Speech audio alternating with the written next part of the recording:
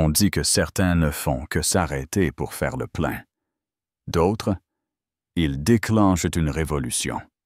Juste là, à la pompe numéro 3. C'était une de ces après-midi d'été où l'air colle à la peau, quelque part au fin fond du Mississippi, l'humidité si épaisse qu'on pourrait la mâcher, les cigales criant comme des sirènes dans les arbres, et une station-service à 2 pompes, penchée sur le bord de la route 82, l'air fatigué, abandonné depuis des années, peinture écaillée, toit affaissé, distributeur de soda bourdonnant faux, et pas une âme à l'horizon. C'est là que ça s'est passé. Et c'est là que tout a commencé. Une femme noire sort d'un SUV noir. Gens simples. Veste grise, lunettes de soleil. Rien de tape à l'œil. Juste l'air d'être épuisée. On aurait dit une tante rentrant chez elle après un long trajet. Rien ne disait dangereuse. Mais il y avait quelque chose dans sa démarche. Quelque chose qui forçait les regards à se retourner. Elle ne marchait pas avec peur. Elle marchait avec intention. Une intention calme, maîtrisée. Son nom, Marlène Travers. Peu la connaissaient. Mais Marlène. Elle dirigeait le bureau du renseignement sud, à Atlanta. Oui, cette Marlène-là. Mais ce jour-là, elle n'était pas en mission. Elle voulait juste une boisson fraîche, un plein d'essence, et arriver chez elle avant que les moustiques ne tapent sur le pare-brise. Sauf que le destin avait d'autres plans. Une voiture de shérif entre sur le parking comme si elle lui appartenait. Poussière dans l'air, pneus craquant le gravier comme des os. La porte claque. En descend de l'adjoint, Clint Razor, fin quarantaine. Crâne rasé. Lunettes miroir à l'ego surdimensionné. Il balaie la station du regard. Aperçoit Marlène. Et là, son attitude change, comme s'il venait de trouver un jouet à casser. Marlène ne bronche pas, ne lève même pas les yeux. Elle continue à remplir son réservoir comme si elle n'entendait pas l'arrogance qui fonçait droit sur elle. « Vous êtes du coin ?» demande-t-il, la voix lourde de suspicion. Elle tourne lentement la tête, les mains bien visibles. Posture tranquille. « Je ne fais que passer. Adjoint. » Mais Razor.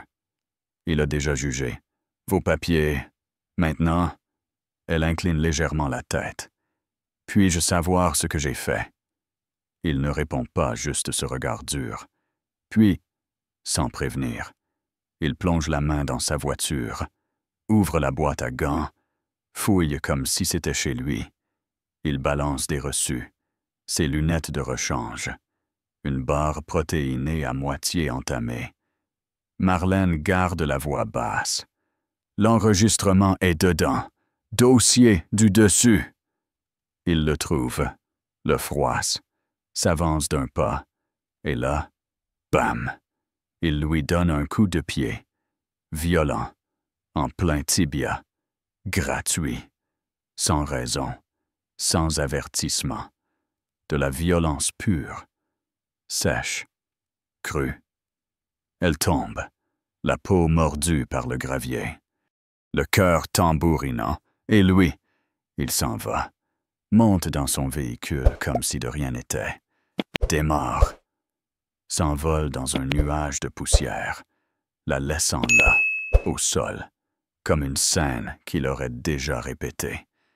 Mais cette fois, il a frappé la mauvaise femme. Marlène se relève lentement, respiration saccadée, main tremblante. Elle aperçoit son badge tomber dans la terre, pas celui à la ceinture, l'authentique, celui du FBI, chef du renseignement, celui que Razor vient de piétiner au sens propre comme au figuré. Son téléphone vibre.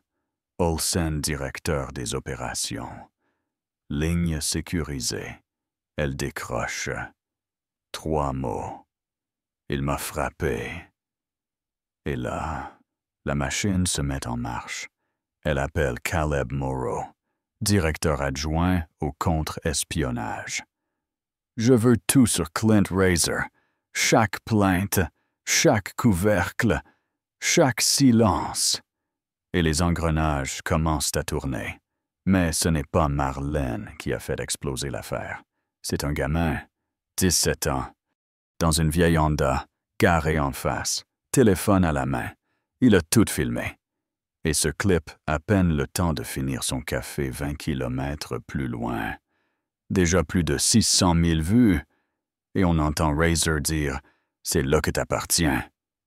Ouais, il a vraiment dit ça. Marlène, elle ne se tait pas. Elle ne se cache pas. Elle ne se repose même pas. Elle part en chasse. Au coucher du soleil, toutes les chaînes de télé rediffusent de la scène Gravier. Chute, agent blanc qui s'éloigne comme un cow-boy. Et pendant ce temps, Marlène fouille. Et ce qu'elle découvre. Un arbre pourri jusqu'à la moelle. Rasé. Pas un cas isolé.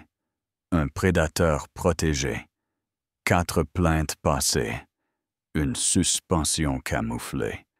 Un cousin juge qui a enterré 2 affaires.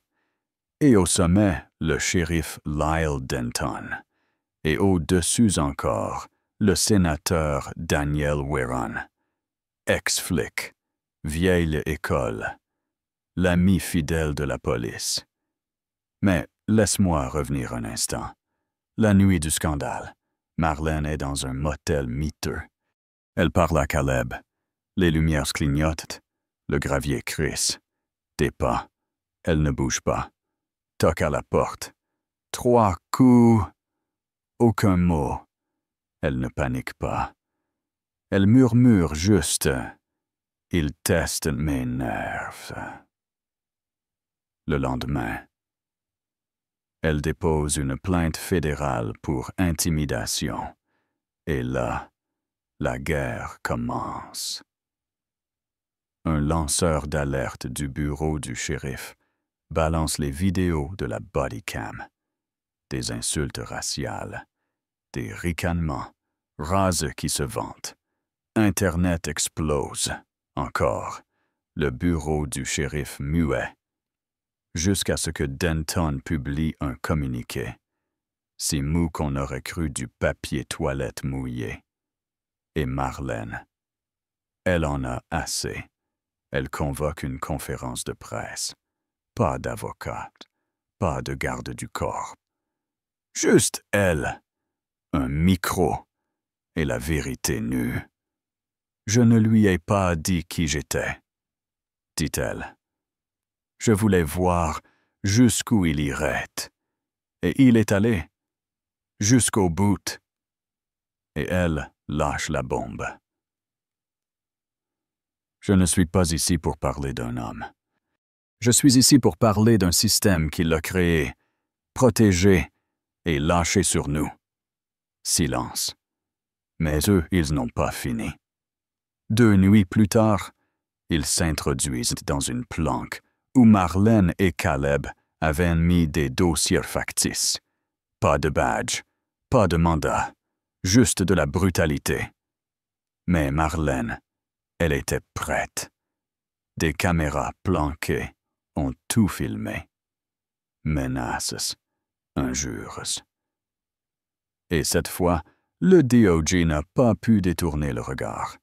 Il lance une enquête fédérale complète contre Denton, Razor et le sénateur Weron. Ouais, le nid entier. En quelques jours, des maréchaux fédéraux perquisitionnent les bureaux. Razor suspendu et Weron attrapé en douce, valise pleine de cash, planqué dans un chalet au Kentucky. Pas de médias, pas de déclarations, juste les menottes. Mais pour Marlène, ce n'est pas fini, parce que le vrai danger, c'était le réseau, ceux qui l'espionnaient. La suivait, la traquait. Un jour, un jeune technicien trouve un traceur militaire dans son badge. Qui l'ose poser la réponse l'amène à Vincent Parrain, ancien directeur du renseignement, devenu magnat privé, bureau luxueux, musique douce, verre à la main. « Tu es venu, dit-il. Tu m'as marqué, répond-elle. Je voulais empêcher le pays de s'autodétruire.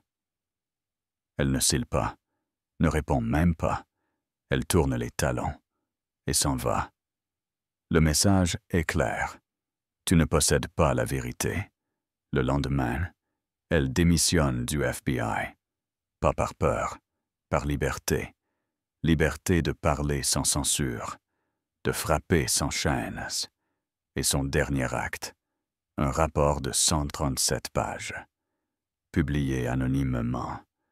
Chaque preuve, chaque nom, chaque mensonge. Et là, ça explose. À midi, des manifestants devant le tribunal. Le soir, 3 autres noms sur la liste. Et à minuit, Marlène est à son bureau, café en main, yeux sur la prochaine cible. Parce qu'elle le sait, il y aura toujours un autre Razor, un autre Denton, un autre Weyran caché derrière des costumes repassés. Mais maintenant, ils connaissent son nom. Et la prochaine fois, elle n'attendra pas le coup de pied. C'est elle qui frappera la première.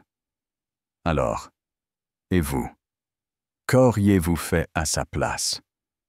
Dites-le nous en commentaire. Justice a-t-elle été rendue? Ou ce système est-il pourri jusqu'à l'os? Likez si vous croyez que la vérité a encore de la valeur. Et abonnez-vous pour d'autres histoires qui soulèvent le rideau. Parce que parfois, la justice ne toque pas, elle dégomme la porte d'un seul coup.